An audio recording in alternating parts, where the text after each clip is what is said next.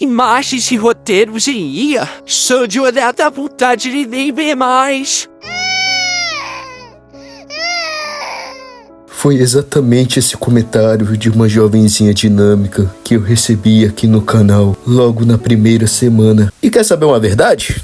Eu olhei para a tela do celular, balancei a cabeça e dei um sorriso e pensei: pô, muito obrigado pelo elogio. Porque para pensar comigo. Se o meu roteiro tá parecendo que foi escrito por uma inteligência artificial super avançada, com dados lapidados e frases perfeitas, significa que eu tô escrevendo bem pra caramba. O robô que tá tentando me imitar, e não o contrário. Mas a provocação dela me fez parar para refletir e me trouxe uma baita pulga atrás da orelha. Será que usar a IA realmente tira a credibilidade da pessoa na mensagem do vídeo? Será que o conteúdo vira um lixo automático só porque tem tecnologia envolvida nos bastidores? Mano, na boa, falar isso é a mesma coisa que você dizer: O Tony Stark não é o herói, nem o gênio, porque ele usa o Jarvis, ué.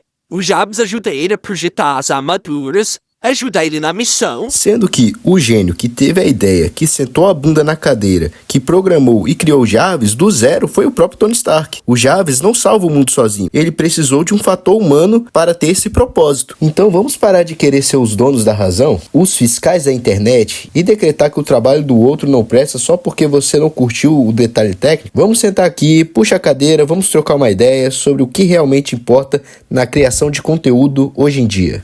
Para a gente começar o papo do jeito certo, deixa eu abrir o jogo e contar os bastidores para vocês. No sábado passado, enquanto muita gente estava no rolê, no bloquinho ou dormindo, eu fiquei das 10 horas da noite até 1 da manhã colado na tela do meu iPhone. Eu estava assistindo a dezenas de vídeos, rascunhando ideias, apagando parágrafos inteiros e queimando os neurônios para escrever o roteiro sobre o Alan Zoca, que saiu ontem aqui no canal. Aí no domingo de manhã, depois de ter perdido a escola bíblica dominical, de tanto que eu apaguei de sono pelo cansaço, eu acordo e me deparo com essa crítica. É mole? Eu criei a estrutura do vídeo, eu dei minha opinião, eu coloquei o sentimento ali. E sim, eu admito, vez ou outra, durante o processo de criação, eu olhava para uma frase e pedia para a IA dar uma refinada ou analisar se o que eu tô falando tá bem explicado para a pessoa entender. E eu pergunto a você, isso tira o meu mérito? Na minha opinião, de jeito nenhum. Pensa nos Power Rangers, que são mais da minha época. Eles passam o episódio inteiro apanhando, investigando, lutando contra os capangas na mão e no soco. Aí o monstro da semana fica gigante e ameaça destruir a cidade inteira. O que eles fazem? Eles chamam os Megazords para auxiliar eles na pancadaria. Mas a batalha ainda é deles. Quem tá lá dentro pilotando, suando e salvando o dia no final das contas são os Rangers. Aí é só um Megazord robótico gigante que ajuda a equilibrar o jogo. Antigamente, há uns 6, 7 anos atrás, a galera que começava na internet não tinha nada disso. O cara tinha que ser roteirista, editor, design, pesquisador, especialista, CEO sozinho, no soco, sem ajuda de ninguém. Muitos desistiam no caminho porque a barreira de entrada era bizarra e de alta. Hoje, as pessoas que antes teriam uma dificuldade enorme de colocar suas ideias no papel, podem usar a tecnologia para formular melhor seus pensamentos e finalmente criar algo. Aí vem o Joãozinho de São Paulo na internet e diz: Ai, o Joia, eu me assisto, prefiro o modo antigo. Mano, na moral, se até os roteiristas de Hollywood que ganham milhões de dólares usam inteligência artificial para fazer brainstorm e destravar bloqueio criativo, por que eu, um mero tio geek, fazendo vídeos no meu quarto, não posso ter o meu Megazord para me auxiliar? Mas calma lá, porque aqui a gente precisa separar o joio do trigo. Existe uma linha muito clara entre usar a tecnologia como ferramenta e ser um baita de um preguiçoso. Eu não acho nem um pouco certo quando um sujeito simplesmente pega um vídeo de um YouTube famoso que tá estourado, copia a transcrição inteira, joga na máquina e fala: reescreva esse texto para mim com outra forma para eu fingir que é meu. Isso é um trabalho porco, sem alma. E o pior, o público não é bobo, todo mundo nota quando é um robô sem personalidade que tá falando. Isso seria a mesma coisa que eu virar pra inteligência artificial e falar: hein, cria pra mim uma história igual Naruto, mas com uma temática de magia. E aí teríamos Black Clover. Calma, é brincadeira, não me cancele, eu amo Black Clover também, calma. O ponto é, poder fazer esse tipo de cópia descarada, você até pode, mas fazendo isso, você mata a sua individualidade, você fica completamente refém da máquina, ou do conteúdo dos outros. Você perde o time de piada, o seu tipo de humor, a sua visão de mundo. Se inspirar em alguém é maravilhoso e natural.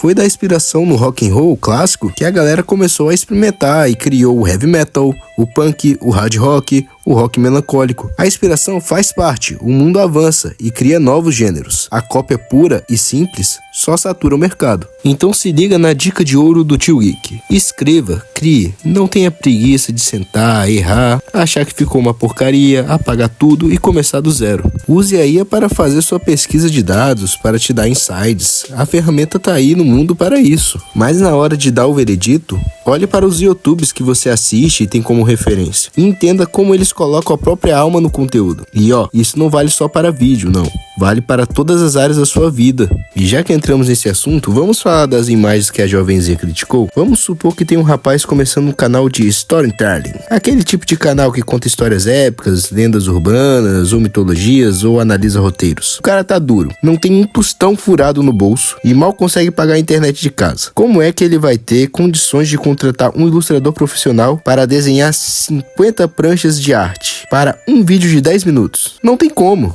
Então, assim, por que ele não pode usar imagens geradas por inteligência artificial para ilustrar a história dele e deixar o vídeo mais dinâmico? A ferramenta está ali justamente para democratizar e ajudar na criação de conteúdo de quem está começando de baixo. Ai, mas Tio Geek, isso vai acabar com o mercado. Isso desvaloriza totalmente a mão de obra do ilustrador profissional. Olha, não necessariamente. O ilustrador que é genuinamente bom, que tem um traço único, uma identidade visual marcante e entrega alta qualidade, sempre, repito, sempre vai ser requisitado pelo mercado. Sabe por quê? Porque quem tem dinheiro para pagar por um trabalho de elite quer a exclusividade e o toque humano que só um humano consegue dar.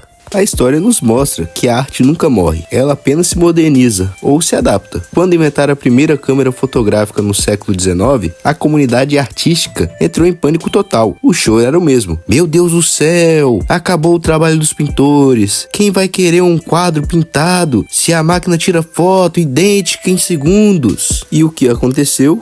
Os pintores pararam de tentar competir em copiar a realidade e se reinventaram. Foi por causa da fotografia que nasceram movimentos geniais, como o cubismo, o impressionismo e o abstracionismo. Os artistas foram buscar o que a máquina não conseguia entregar: o conceito, o sentimento abstrato. A tecnologia não matou os pintores, ela forçou a arte a evoluir para outro nível. Eu quero deixar muito claro aqui, eu não compactuo com plágio ou roubo de propriedade intelectual de jeito nenhum, mas eu aceito e abraço o fato de que o mundo está evoluindo a passos largos. E mesmo com toda a tecnologia, o ser humano sempre vai dar um jeito de deixar a sua marca e a sua individualidade impressa no mundo. Só que a gente precisa admitir que esse tema é um mar de nuances. Não dá para ser radical. De um lado tem aquela galera que é viciada em IA, que usa tecnologia para absolutamente tudo na vida. Para montar dieta na academia, para criar um projeto do trabalho, para fazer o TCC da faculdade e até para programar a rotina do dia a dia. O cara não toma uma decisão sozinho, sem perguntar para a IA. Só que também tem aquele usuário mais moderado, que usa apenas para coisas pontuais, tirar uma dúvida rápida de história, traduzir um termo, ou dar aquela clareada em um texto confuso. E finalmente tem a terceira tribo, a galera raivosa da internet. Aqueles que cospem marimbondo e comentam: Eu tenho ojeriza.